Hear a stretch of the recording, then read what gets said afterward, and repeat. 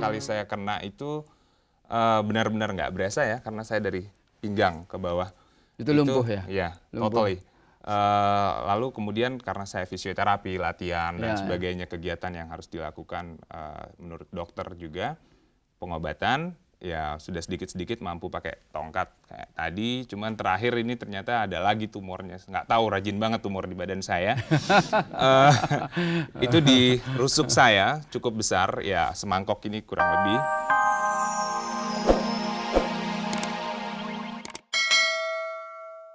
Assalamualaikum warahmatullahi wabarakatuh. Waalaikumsalam warahmatullahi wabarakatuh.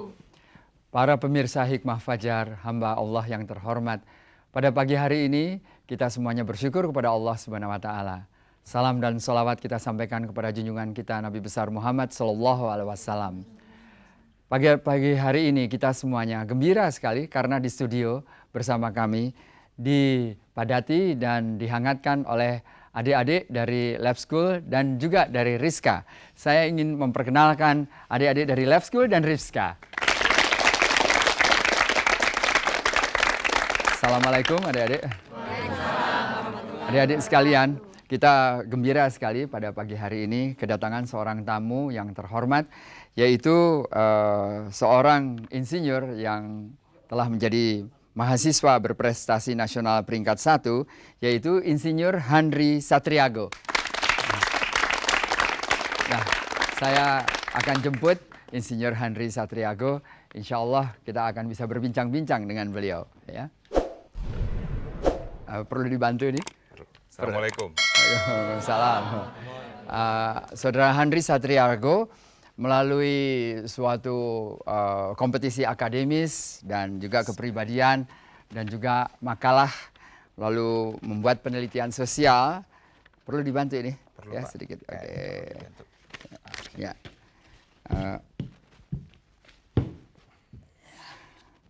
Bisa naik. Oke, bisa. Ya.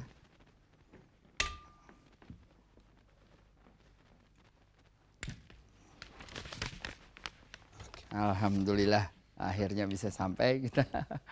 Nah, saudara Handri adalah alumni IPB, dan Handri boleh saya perkenalkan sebentar melalui pertandingan yang seru pada tahun berapa ini Handri? Tahun 93. Tahun 93, membuat makalah dan penelitian serta dilihat prestasi sosialnya.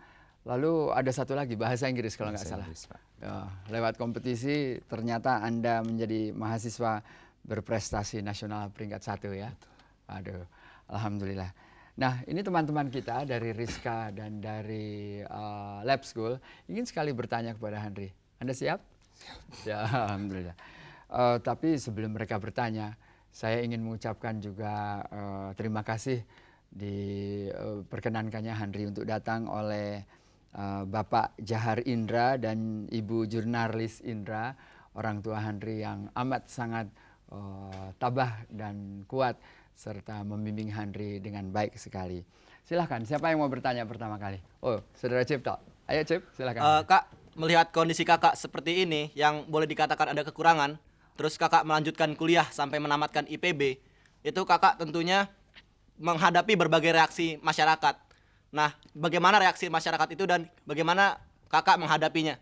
Terutama tahun-tahun pertama kakak mengalami musibah ini. Terima kasih. Terima kasih kembali, saudara siapa Pak? Cipto ya Cipto. Pak? Saya kena sakit itu SMA. Dan kebetulan SMA saya adalah SMA-nya Pak Arif sekarang gitu, di Lab School. Nah, kawan-kawan saya adalah orang-orang yang tidak perlu memandang saya dalam keadaan apapun. Gitu. Jadi tidak banyak harus apakah Handri sehat atau tidak. Yang penting dia tetap bergaul sama-sama kami. Gitu. Jadi untuk tahun pertama itu nggak ada masalah. Karena memang kawannya itu juga. Nah, tapi mungkin tahun kedua pas saya masuk ke IPB itu mulai ada sedikit masalah. Karena saya harus menghadapi lingkungan baru. Tapi berbekal apa yang saya bilang dan apa yang selalu diajarkan oleh kedua orang tua saya, bahwa kita harus punya kepercayaan diri kita sendiri, saya tidak jadi masalah untuk dengan tanggapan mereka, tanggapan masyarakat, tanggapan teman-teman. Dan kebetulan karena lingkungannya adalah akademik barangkali di IPB, Pak. Yeah. Jadi mereka juga tidak terlalu memandang ini orang pakai tongkat atau tidak. Tapi yang penting ini orang bisa ikut duduk kuliah apa enggak. Terus ini orang bisa memberikan prestasi apa tidak di dalam ruangan kuliah. Jadi begitu. Waduh, gimana Cip? Luar biasa ya. Nah, penanya kedua siapa ini? Mbak Hesi ya? Iya. Hes, silakan. Assalamualaikum warahmatullahi wabarakatuh. Waalaikumsalam. Saya hanya ingin tahu Saudara Handri, sebenarnya apa sih penyakit Saudara Handri? Wah, ini nggak apa-apa ditanya soal penyakit. Boleh, Pak. Tapi panjang kayaknya. Panjang, dipendekkan aja deh.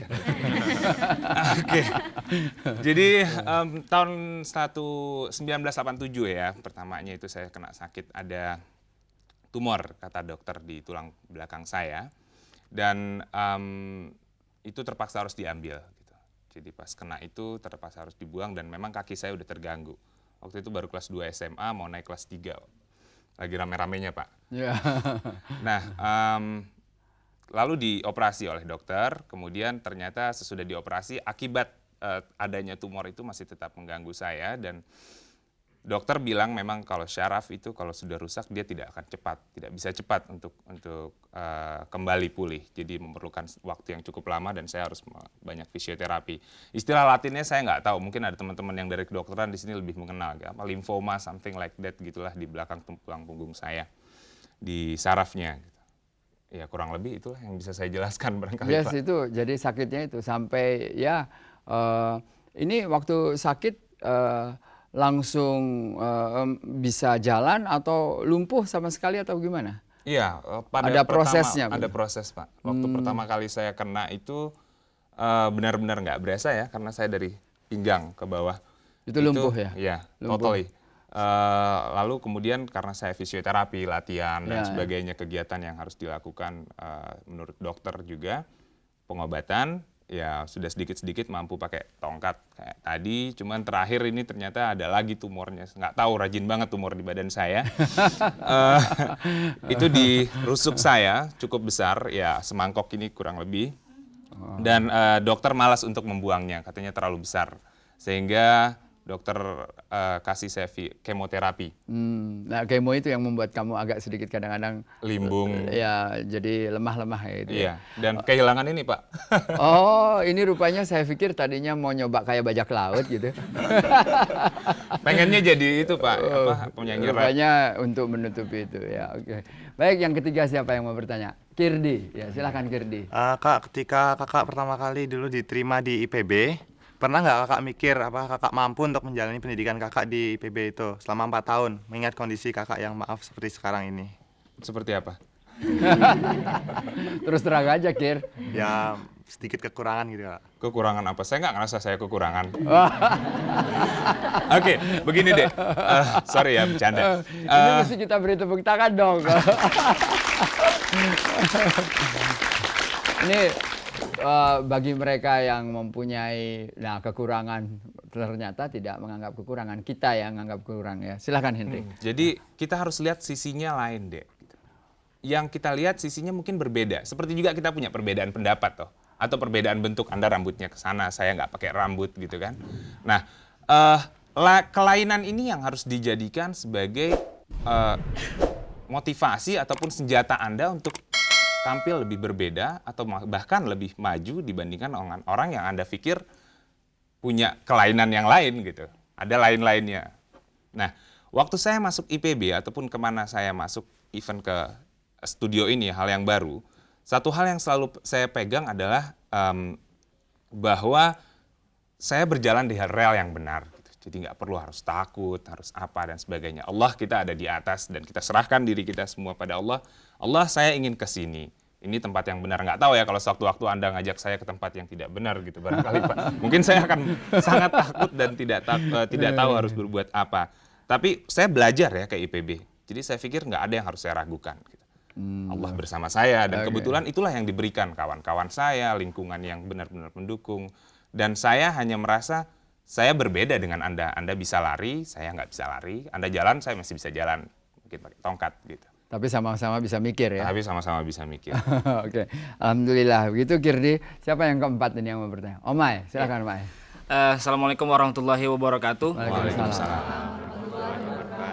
Handri pernah nggak kepikiran tuh bahwa Tuhan tuh nggak adil gitu loh. Kok kenapa saya yang dapat musibah ini gitu. Terus Handri tuh harapan apa setelah Handri dapat musibah seperti itu, gimana gitu loh. Makasih.